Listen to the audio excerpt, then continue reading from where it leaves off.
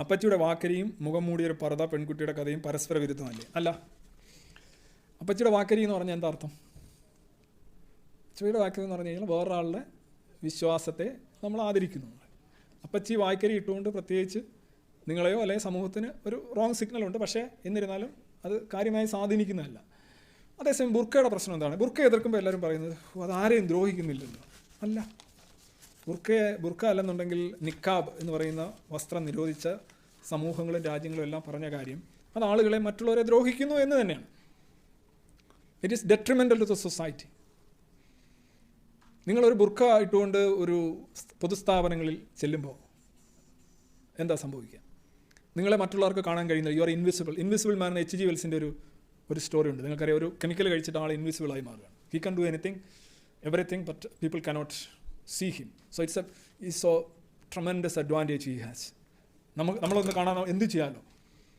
അപ്പോൾ അയാൾക്ക് നിങ്ങളെ കാണുകയും ചെയ്യാൻ അയാൾ ആരാണെന്ന് നിങ്ങൾക്ക് അറിയുകയില്ല. ഇനി അത് ചിലപ്പോൾ ആണാകാം, പെണ്ണാകാം, ചിലപ്പോൾ എന്തെങ്കിലും ആയുധങ്ങളോ അല്ലെങ്കിൽ സ്ഫോടക വസ്തുക്കളോ കരുതാം. അപ്പോൾ അത് സമൂഹത്തിൽ ഒരു വലിയ പ്രശ്നം തന്നെയാണ് ഉണ്ടാക്കുന്നത്. സമൂഹത്തിന് ഡെട്രിമെൻ്റലാണ്. ഇനി അപ്പച്ചിയുടെ വായ്ക്കരിയും ഇതും തമ്മിൽ ബന്ധമില്ലെന്ന് ചോദിച്ചു കഴിഞ്ഞാൽ നിങ്ങളൊരു പ്രശ്നം, ഇപ്പോൾ ഉദാഹരണമായിട്ട് മദ്യം അല്ലെങ്കിൽ വേറെ എന്തെങ്കിലും കാര്യം എടുക്കുകയാണ്. നിങ്ങൾ എങ്ങനെയാണ് അതിൻ്റെ വീര്യത്തെക്കുറിച്ചും ലഹരിയെക്കുറിച്ചും വിലയിരുത്തുന്നത്?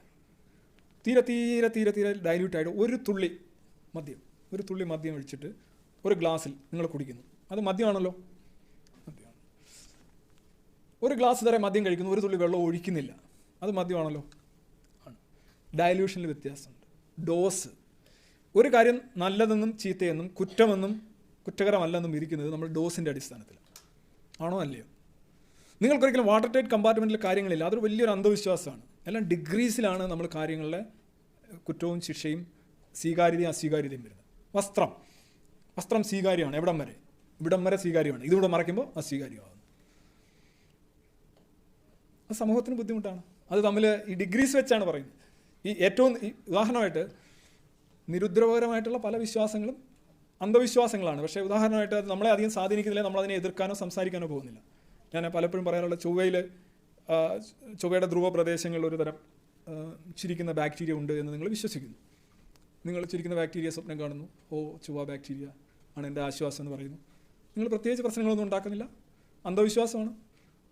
നമ്മളത് മൈൻഡ് ചെയ്യുന്നില്ല.